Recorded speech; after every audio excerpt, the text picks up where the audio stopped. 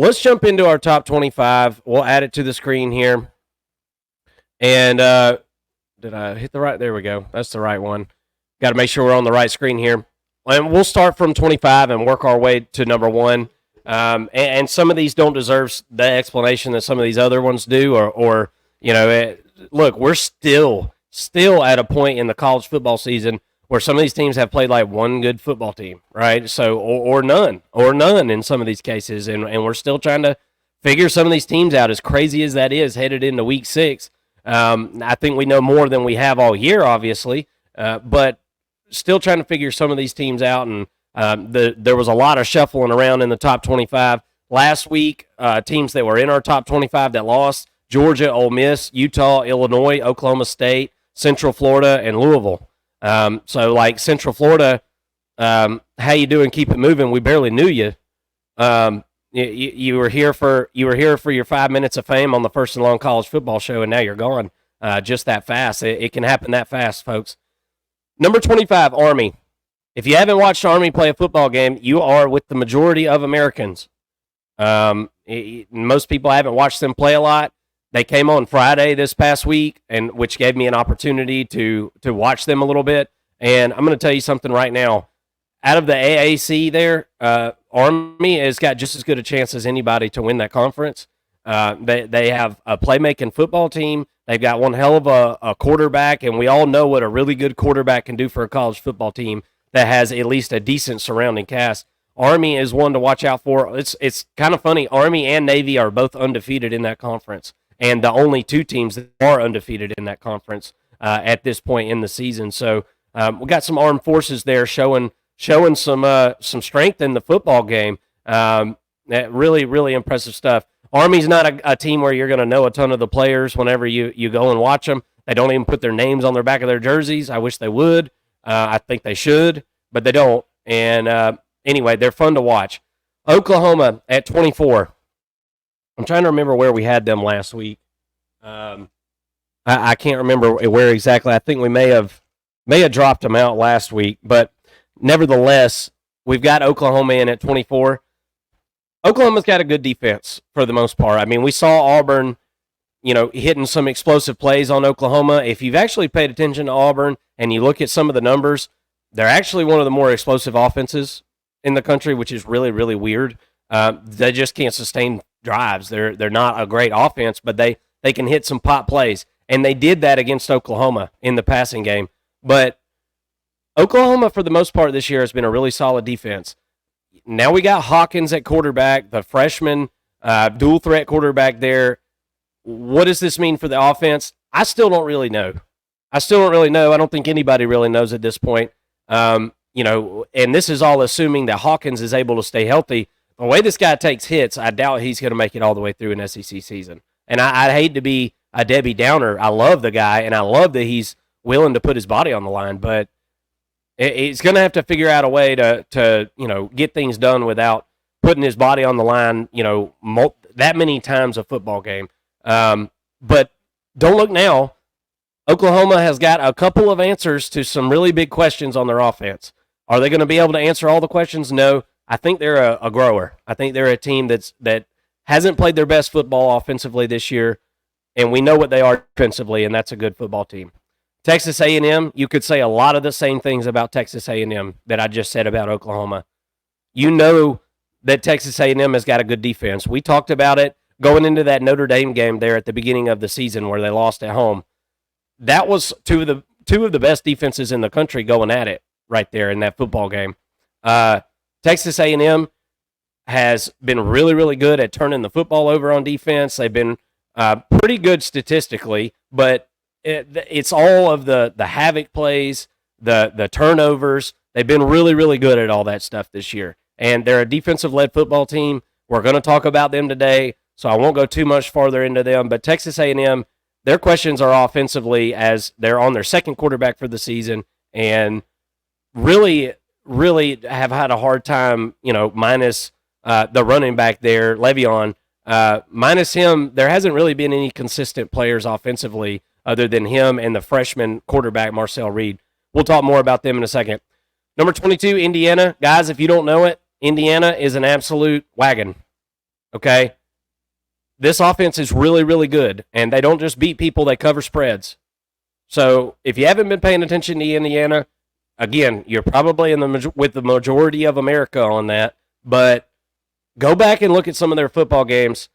They've got some bigger football games coming up that we're going to get to see Indiana, but they are undefeated in the Big Ten as of right now. And I can't, right now, eye test wise, we don't, they haven't played, all the same opponents, so all we have is kind of eye test and statistics.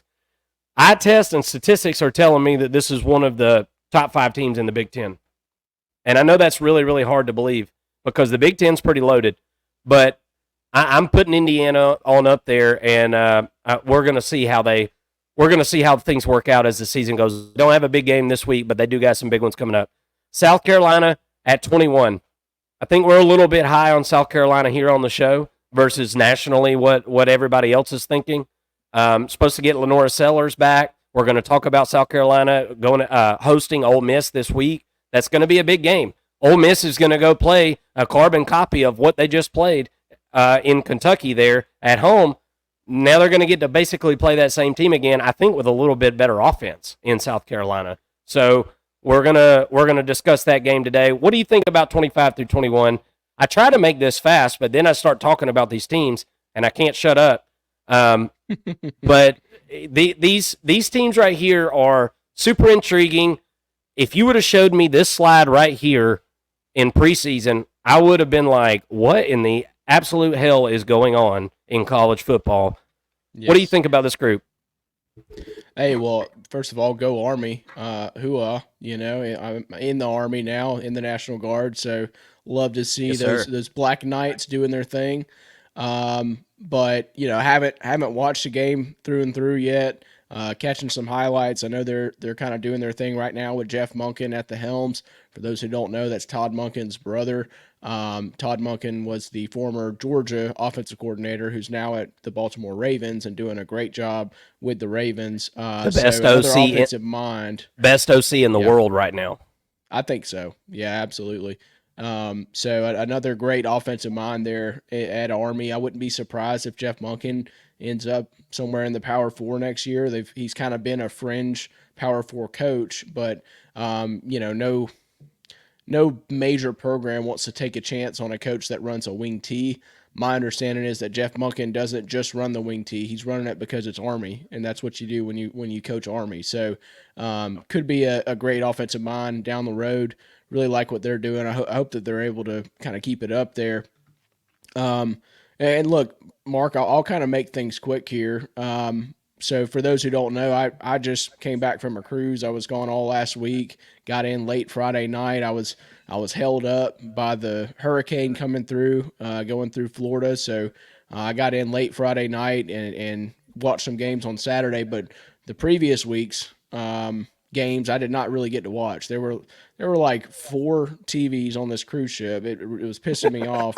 I'm there my first night on Saturday night, and I'm trying to watch games. I'm being drug each direction by family members, so I didn't really get to watch many of the games last week and week 4. So I'm kind of relying on you with this top 25. I obviously watched a bunch of games yesterday. I haven't had a chance to go back and really watch the highlights from week 4 yet, so I'm really leaning heavily on you for this. But some surprises, that I've seen so far in this top 25 is Texas A&M making their way back in. I think that's it's a surprise, but I think it was kind of also expected because we knew that Texas A&M was going to be a good football team, specifically on the defensive side of the football this year, and they're slowly but surely making their way and figuring things out on offense, even without Connor Wigman, at the helm. So I think that's really promising for them. Oklahoma, obviously breaking in a new quarterback. I did get to catch some of the Tennessee game, not a ton, but it seemed like Jackson Arnold just struggled, more than anybody could have ever imagined in that game.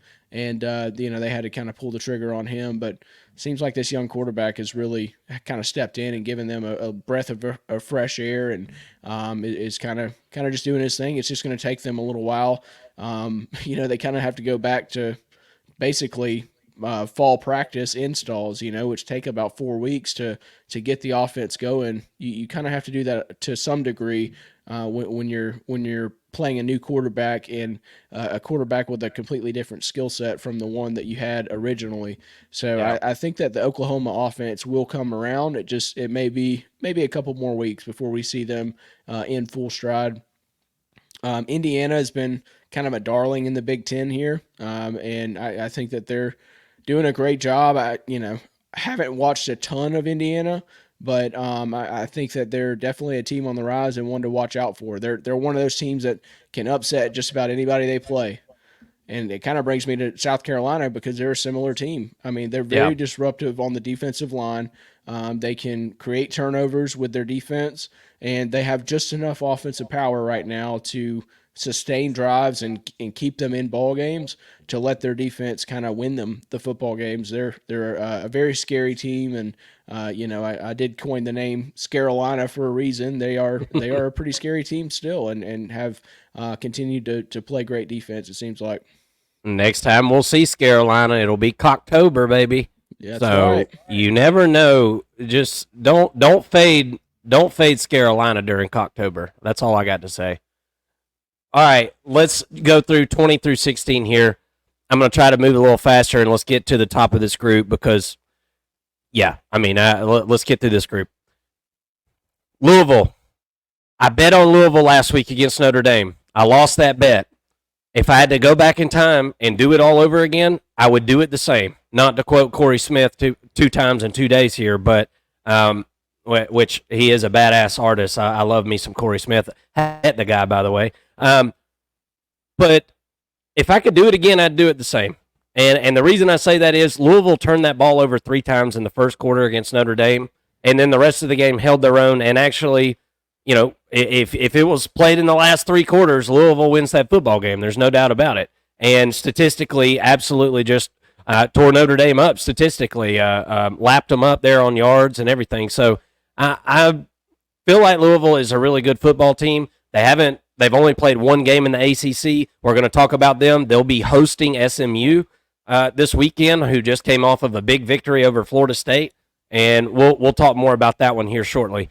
Utah, number 19. Utah played with fire, got burnt finally, and they lost the Cam Rising contest. How many games can we play without Cam Rising, without losing? And it finally bit him in the butt. Somebody finally drove the baseball into the little ring there and dunked him in the dunk tank. And it was Arizona, which really kind of throws a complete wedge in the gears of the Big 12 right this second, because Kansas State has beat the hell out of Arizona.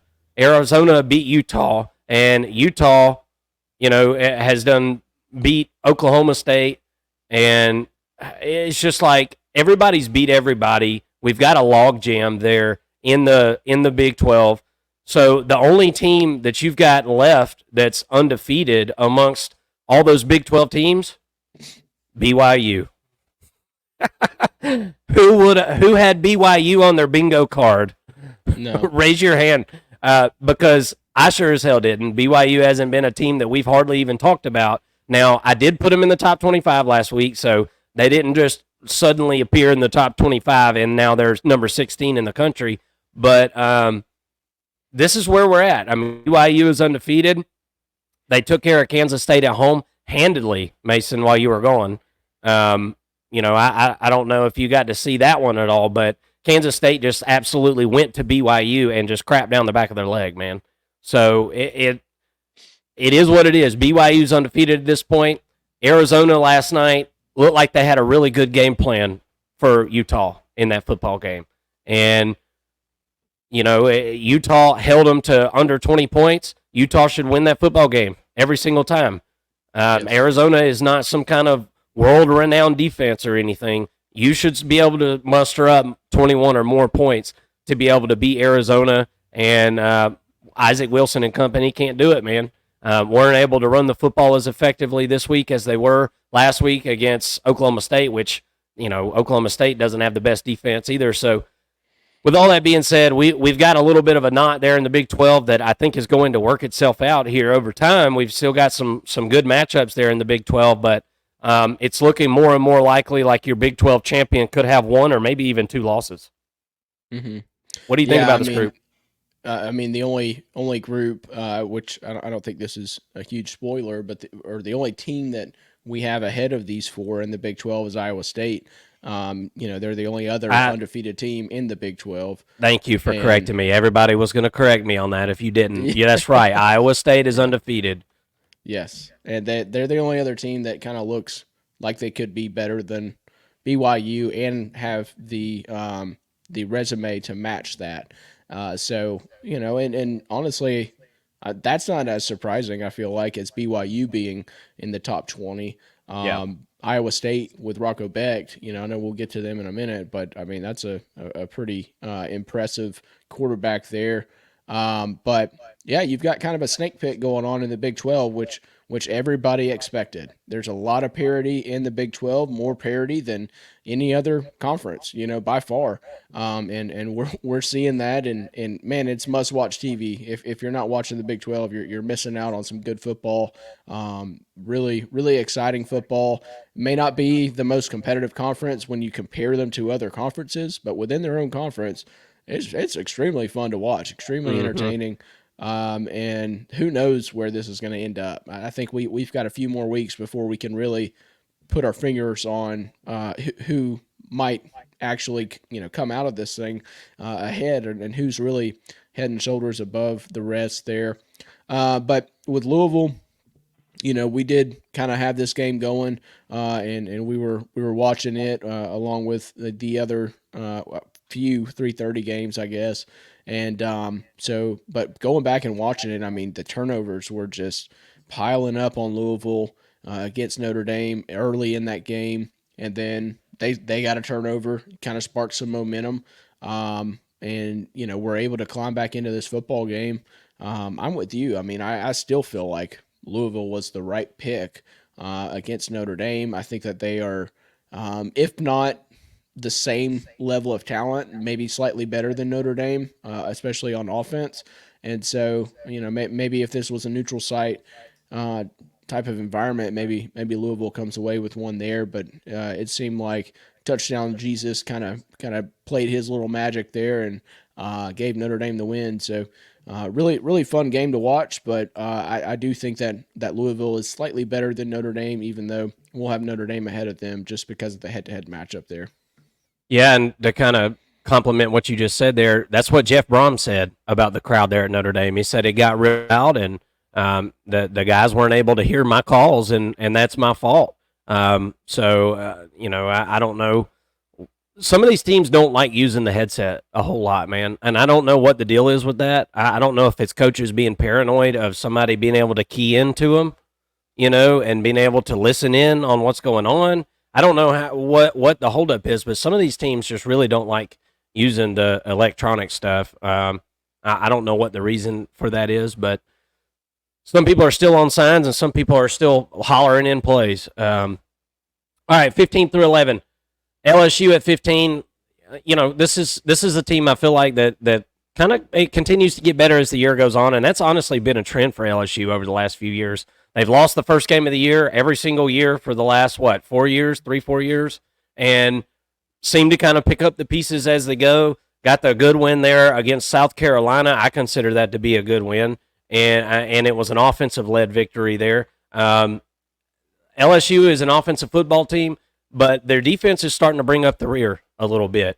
And this past weekend, I mean, there wasn't much to be gathered from them. I forget who they even played. It was a no-name team. Not much to take from that, and therefore they don't really move a whole lot here in the top 25. More had to do with who lost and who won and moved up and down around them. Had to do with their place here in the top 25. But LSU, I consider them to be, 15 to 25 team, and we'll see. They're going to have their tough matchups coming up very, very soon over the last few weeks of the season, the last 6 weeks of the season or so. So we'll come back to LSU, and we're going to have a lot more to be able to reference with them. USC at number 14. Look, honestly, I think USC could be a lot lower than this, but then you start you start thinking to yourself whenever you want to move USC farther down this list, and Michigan too. I really don't want Michigan up this high on my ranking, but who do you put ahead of them? I mean, and who do you like? Not only who do you put ahead of them, how do you prove that they're ahead of them? And I know this isn't a power rating, but you can't help but think to yourself, who would beat who? And I don't love this section of the top 25. I feel like we got a bunch of teams that are 15 through 25 worthy. And then I feel like for that top 15, we've only got like 7 or 8 teams that are worthy to be in the top 15, if that makes any sense. But here we are. Notre Dame at number 12. They've got one of the worst losses of anybody on this, losing to NIU, right? But they keep figuring out ways to win football games. And, we talked about the Purdue game. We thought maybe that game would be like not a good game, but like kind of good, like within 3 touchdowns. Notre Dame kills them. Go against Louisville, end up beating Louisville. We thought was probably the second or third best team in the ACC right now. So where do you put Notre Dame? I'll ask you guys in the comment section. You please let me know. Notre Dame, Michigan, Southern Cal. I don't love where I've got them, but I don't know where else you can really put those teams. Clemson at number 11. I feel like you could put Clemson lower. But then again, Clemson looks like the second best team in the ACC right now. And with their schedule and who they've lost to, Clemson lost to Georgia. So how do you really hold that against them? We've got Georgia ranked. Every ranking in America has got Georgia ranked high. We'll see where we got them today after the loss. What do you think about this group? I mean, it's really, really hard to peg where you put these guys week in and week out. But what are your thoughts? Yeah, I think, really when you look at the college football playoffs, I know there's 12 teams, but when you look at the teams that are really, contesting for the national championship, this is the group that's just outside of that, I think. I think there are about 10 teams, and I would throw Clemson kind of in that, but after seeing what happened against Georgia, I don't know that they're going to be able to make up enough ground to win a national championship. But that's what makes this kind of difficult. Above this, there are a lot of teams that I think, there really are 7 or 8 teams this year that could all beat each other. Like it used to only be 2 or 3 teams that you could say would win the national championship. And this year, I feel like there's about 7 or 8. So it gets tough when you get outside of those 7 or 8 teams. And, this is kind of proof of that because, I think Clemson could be the ACC champs when it's all said and done. I think that Notre Dame could win a conference or a playoff game or two, when it's all said and done based off of their defense. Michigan similarly built. But, and then USC, they're getting better on defense, similar to LSU. Thank you, babe. Similar to LSU. They're figuring things out on defense and have really good offenses. So who knows where this will end up? I think that our commenter there is completely right. Double O'Neill. Yes, it will play itself out, but man, we won't know until the playoff is played. But that's what makes this fun. We get to sit here and talk about it and speculate and things like that. And you guys get to come on the show and all and talk crap with us. But it's really interesting. I don't really have any qualms with where you've got everybody, Mark. I think that this is like all of these teams on this list out of these 5. If they were to play each other 10 times, they would all win 5 times. Like it is so dead even. I feel like with these 5 right here. Double O'Neill put on here. It's funny, Mason. Double O'Neill put in the comment section. In my honest opinion, there are several teams I would honestly tie. And I told him in the comment section, I said, "Well, that's hilarious because we did ties last year. We used to do ties, yeah. We used to do ties in our rankings, and we told ourselves in the offseason, we said, no. Well, no riding the fence. We're gonna put somebody in a spot and do it and we'll talk about it and we'll face the music of the fan bases whenever whenever it's released. But yeah, Double O'Neill, I appreciate you commenting, and I totally agree with you. A lot of this is going to work itself out. He also wrote most of those top teams play each other, and he's absolutely right. There, especially whenever you get even higher up in this ranking, there's a ton. There's a ton of games. Games coming, y'all. Georgia plays everybody that was in the top 5 last week. Now the top 5 has changed. And let's get closer to it. Let's don't waste any more time here. Let's go 6 through 10. 6, we got Miami. Look, I mean, I've made no qualms about it. I've talked about it on last night's reaction show to what we saw. Miami hosting Virginia Tech this past Friday. If you missed it, it was a fantastic football game. Cam Ward was playing really well, but was turning the football over in some key situations early in that football game. Allowed Virginia Tech to get up 10. Miami defense, I didn't think played that well. Really was allowing Virginia Tech and running back Tootin to be able to get the edge in that football game. Tootin had over 200 yards in the football game. So we saw a little bit of chinks in the armor, I think, for Miami in this football game. And I think it was a little bit of mix of that and the fact that I think Virginia Tech played one of their better games of the football season. Kyron Drones, Cam Ward are cousins. There's obviously, a lot of kind of rivalry there, I guess you could say. Kind of teasing each other a little bit. They were very competitive in this football game, and both guys wanted to win really, really, really bad in this one, and it showed on the football field. It was a really close game. If you don't know, Virginia Tech throws a Hail Mary at the end of the game. It's called a touchdown, goes under review for almost 10 minutes. Refs come back out and say, that it's a no good touchdown. Miami wins the game. I still think that Miami is one of the better football teams in America. I love the offense for Miami. I was a little bit concerned with the tackles on the offensive line this past weekend.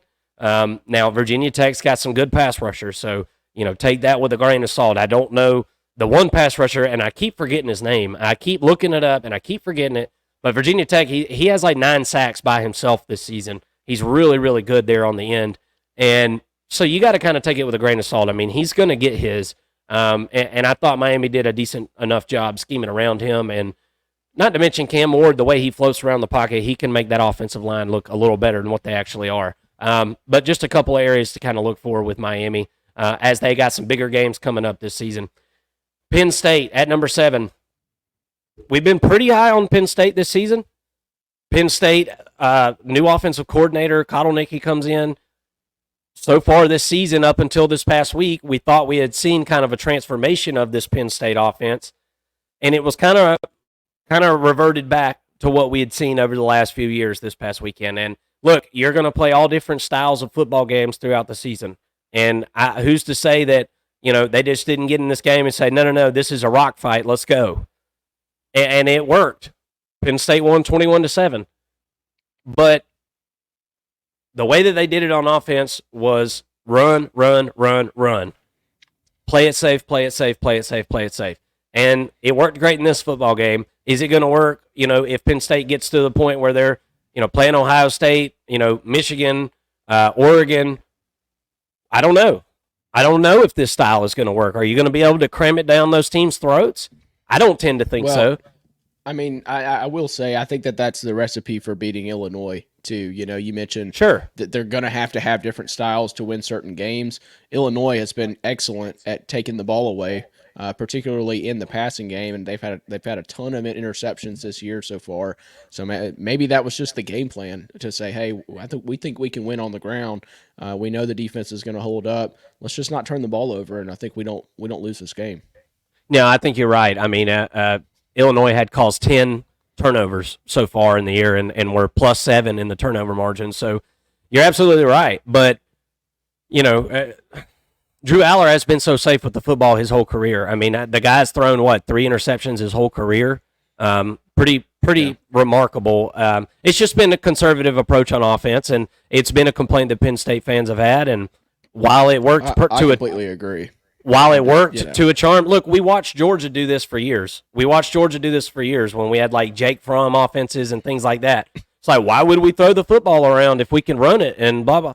Okay, well, because you have to be able to do those things in a game to be able to do it in a championship game. And if Penn State wants to win a championship, they're not going to be able to run the football for 250 yards a game and win the Big Ten. That's not going to happen. And that's kind of, I guess, my overlying point in with the whole Penn State thing. And I think the underlying, point with all their fan base. Good win this weekend, no doubt about it. Illinois is a good football team, not demeaning that victory, but Penn State is this is in a perpetual state that they're in, it seems like. Top 10, but maybe not like a national championship contender. We'll see. That's yet to be decided. We've got Georgia at number 8. We dropped them down from the top 5. We've had them floating around the top 5 pretty much all season. We've got Georgia at number 8 after the loss to Alabama. Georgia decided to play only one half of football yesterday, and that's why they're number 8 today. Carson Beck had a bunch of interceptions that he threw in that football game, and look, you turn the ball over a bunch of times, and you score 7 points in the first half. If I told you those stats, you would think Georgia lost 45-0 this past weekend, and we all know what happened at the end of that football game.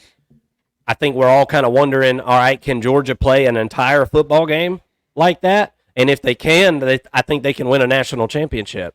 But if Georgia can't put together 4 quarters like they did in the last 2 quarters of that game or the last 2 quarters of the Clemson game, they're not going to win squat this year.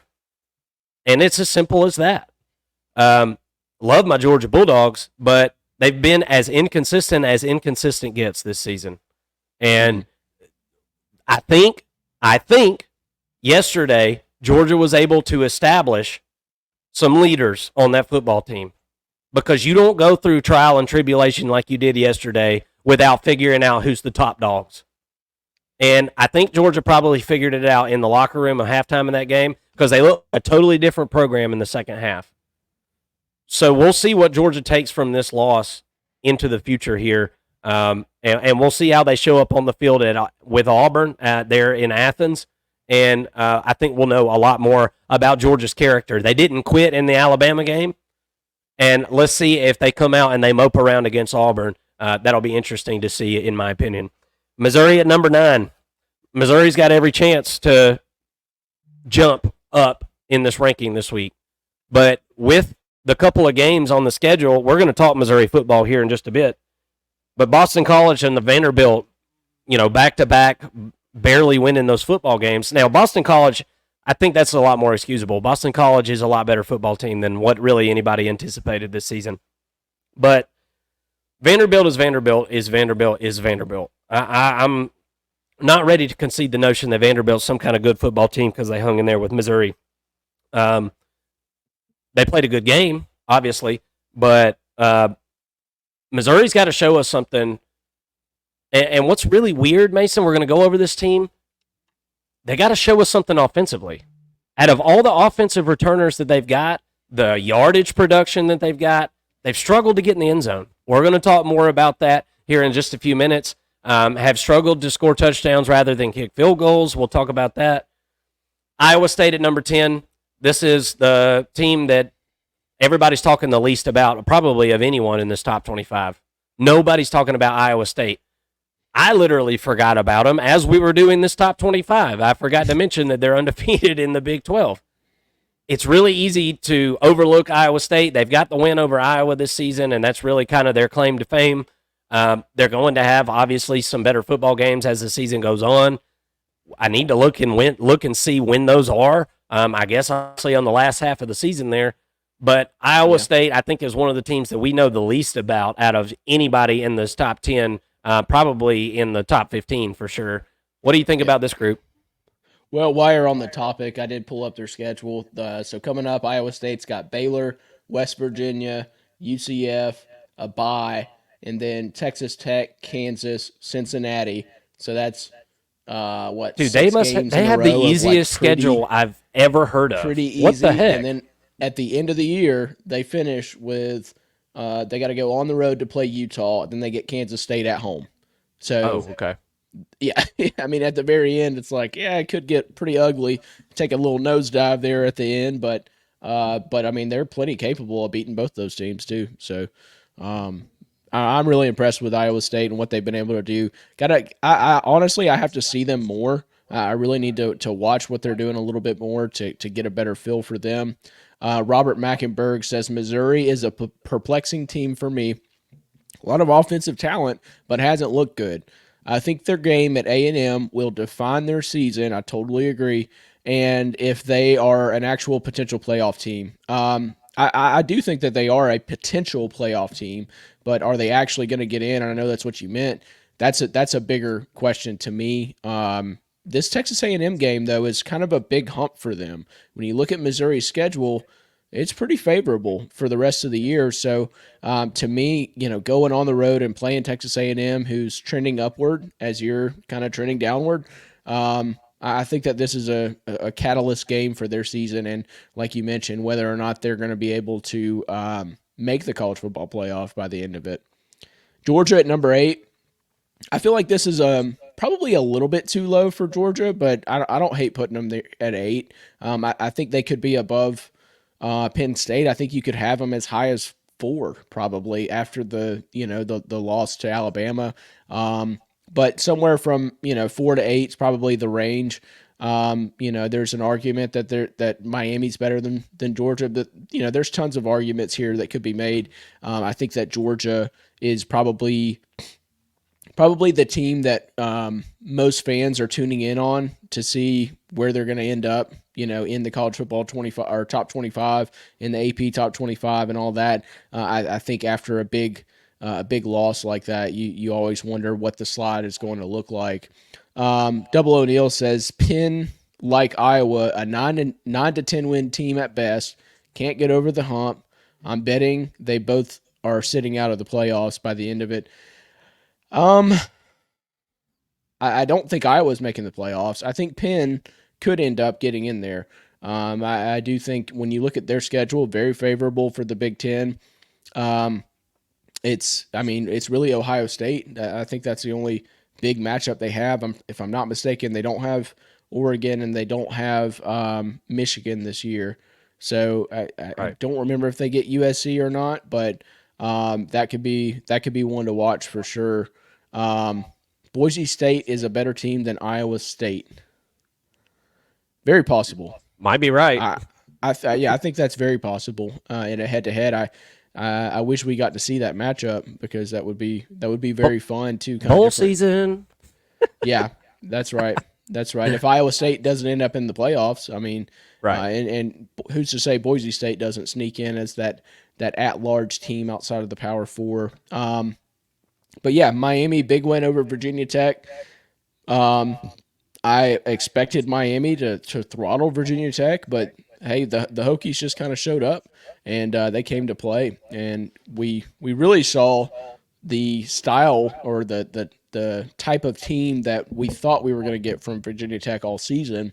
They just kind of showed up out of nowhere, and played a really tough game and on the road against Miami. I think that Miami probably needed that a little bit of a wake-up call there, but I loved Cam Ward and his poise in that game. Nothing phases this dude. He's nonchalant.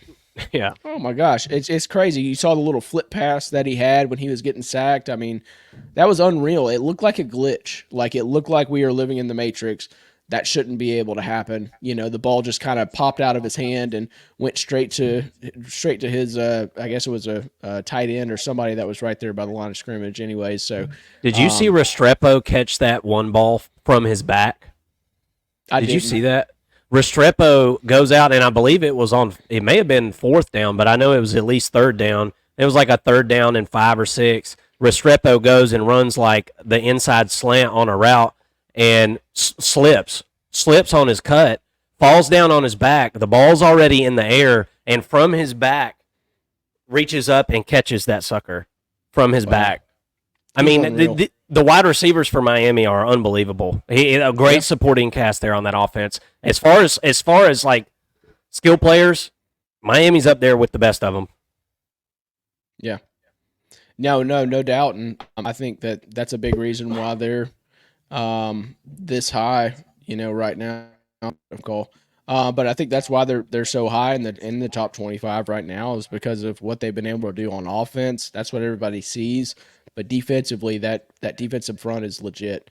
Drones was running all over the place. The only reason that Virginia Tech was even in this game is because Kyron Drones is able to extend drives with his legs, and he was able to escape the pocket and get flushed out and still make some decent throws and move the chains with his legs. But Miami's defensive front is probably a little bit slept on right now, but they are absolutely legit. A little banged up right now, but when they're healthy, they're as scary as anybody in the country. Yeah, absolutely. Sorry, I'm sitting here reading comments from all the guys. Thank y'all so much for commenting and coming and hanging out with us. Just one more before we go to the next page. Rob 077, Vanderbilt will get a couple of teams. Vanderbilt does like most teams. They looked ahead and lost to Georgia State. Vandy will be better than we all think. Vanderbilt was one of those really, really tough teams this offseason to figure out what exactly they were going to be, because they had so many transfers. They have so many players from, what is it, New Mexico or New Mexico State? I think it's New Mexico. But just got a ton of players from that program, and just really, really hard to put your finger on Vanderbilt. We'll kind of talk about them a little bit when we talk about Missouri here in just a minute. All right, let's go to this top page because we've got some games that we got to get our early thoughts on here. Number one, we've got Alabama for obvious reasons. Alabama's got the best win of the year. Alabama has multiple quality wins this year, or at least a couple of quality wins, after absolutely thumping Wisconsin earlier this season. Really, the only hitch in their giddy-up was that South Florida game, and I mean, Alabama, if you want to make an excuse, you can say that Alabama's offensive line was all playing musical chairs that day, musical positions. It didn't look that great. And let's be honest, Alabama didn't look very good in the second half against Georgia. So if you want to look at something and say, kind of point to it, that's it, but that's nitpicking for this football team at this point. Alabama's a really good football team. They're a very explosive offense. That's the how they work. They've got one really good wide receiver, Ryan Williams, and he is going to be a very, very special talent. And 17 at the moment. I mean, slight built, fell 170 pounds, absolute playmaker. And we all knew what the running game was for Alabama, and I think the defense is formidable in the front seven, and I think the secondary is porous, just like we thought it would be. It's inexperienced, it's porous. Most of the last interception of the game that Alabama got was impressive. They're on the corner route there that Georgia threw. The first two was Carson Beck literally throwing it to Alabama players. So I wasn't, overly impressed with that necessarily with their secondary. Gave up a ton of yards. I came away feeling the exact same about Alabama that I did going into the football game. I just didn't really come out of that game thinking a whole lot differently. I am a Georgia fan, but and as much as I hated to do it, I predict Alabama to win that football game last night. And I had Alabama plus the points in that matchup. So it was surprising how bad Georgia played in the first half against Alabama, and then it was surprising how good they played in the second half. Hard to make anything of that game whenever you got two teams as evenly matched as that. Texas, number 2. There's really no reason to have Texas any lower. I mean, they don't have a good enough win to leapfrog Alabama, but they don't have any losses, and they don't really have any blemishes on their record. So not much to really say about Texas.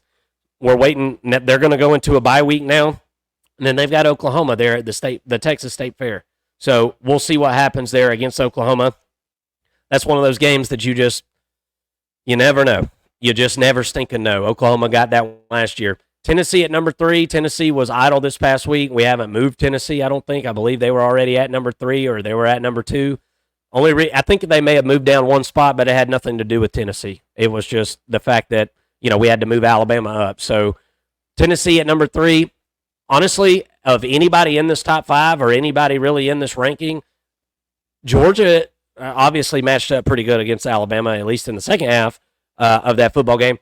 But Tennessee, Mason and I have talked about, I think that's the best matchup to just straight up line up and beat Alabama. I think Tennessee is going to be Alabama's toughest opponent that they have to face. The way those two teams are set up, We'll talk more about that third Saturday in October. Everybody knows that tradition. We will obviously be all over that game whenever it comes, but Alabama going to Tennessee, that's going to be a big one. Ohio State at number 4, they beat the spread this past weekend against Michigan State. I don't think Michigan State's great, but yay for Ohio State for finally playing a Power 4 opponent. Yay, Ohio State. Thank you. They haven't played anyone. We don't know anything about Ohio State other than the fact that we think they're pretty good, and they haven't lost, and they haven't played a close game. That's what we know about them. Oregon at number 5, we know that Oregon has played some close games. It seems like they're starting to kind of figure some things out, but yet again, they haven't played any kind of big-time matchups. Obviously played Boise State really close, who we think Boise State is a good football team. I don't think Boise State's bad, but that first game of the year against Idaho, that really didn't make a whole lot of sense. I think Oregon has some offensive line issues a little bit, but I don't know. I don't know for sure because I've got to see them play somebody with a pulse, somebody, decent. And that's coming. We've got Ohio State and Oregon. That's coming up. It's not too far away. But Oregon is going to be hosting Michigan State this week, and they should be able to take care of them, no problem. What do you think about the top 5? Yeah, I completely agree. I think 1 through 5, the only one that I may kind of push back on is not having Georgia in here in some capacity, but I totally see why you wouldn't have them. You're down 21-0 at in the first quarter of that game against Alabama. Alabama looks definitely like the number 1 team in the country with what they did to Georgia. They have certainly the highest ceiling of anybody in the country at this point. They still are very reliant on the big plays, but they prove that they can hit those explosive plays against some of the best defenses or one of the best defenses in the country. So I guess it's working for them right now. Texas, excuse me. Texas, I mean, they still look incredible. It's even with Arch Manning, I think he kind of struggled in the game against Mississippi State. That I believe was Texas's first SEC road game, if I'm not mistaken, and they're able to win. It looked like they won pretty handedly when you just look at the score at the end of the game, but that was a pretty close game at halftime. I didn't really just sit there and watch the whole game through and through. I'll still have to go back and watch that, but it seems like Texas is still kind of doing their thing and definitely deserving of a number 2 ranking. Tennessee on idle, but I completely agree with you, Mark. Tennessee is a team that I could see being the number 1 team in the country before it's all said and done. Maybe heading into championship week, if they're able to take care of business against Alabama, which they get at home. I think that I still think that Tennessee's going to win that game against Alabama at home. And then right now I'm looking at Georgia and saying, Tennessee's a really good matchup for Georgia too.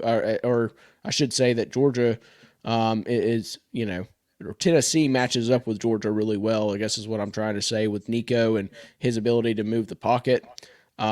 So I think that, when Tennessee goes to Athens, Georgia's going to need a little bit of magic to win that football game.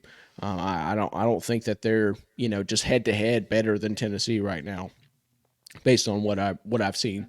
Ohio State, you mentioned we don't really know much about Ohio State. We haven't seen them play anybody, but I'll tell you, I talked to a Ohio State fan while I was on the cruise last week, and he is not high on his Buckeyes. I'll tell you that it seems like the fans are a little disgruntled with the team so far based on, what they were able to bring in.